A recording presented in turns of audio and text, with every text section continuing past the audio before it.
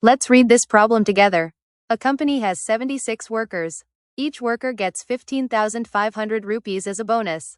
We need to find out how much money the company pays in total. To find the total, we times 76 by 15,500. That's a big number. Let's break it into smaller, easier parts. Let's split 15,500 into two friendly numbers.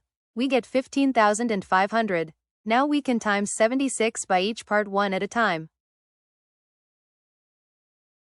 So now our problem becomes two smaller problems.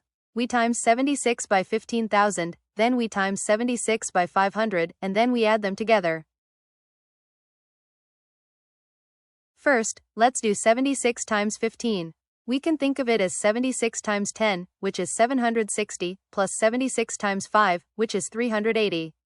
Add them and we get 1,140. Since we need 76 times 15,000 and not just 15, we add 3 zeros to our answer. So 1,140 becomes 40,000. That's our first part done. Now let's do the second part. First, 76 times 5. We know 75 times 5 is 375, plus one more 5 is 380.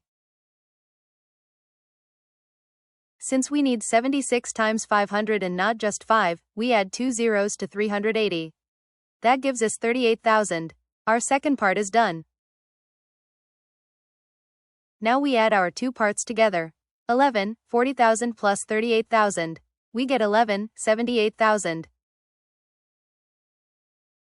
Great job. The company pays a total of 11,78,000 rupees in bonuses to all 76 workers. That's a lot of money.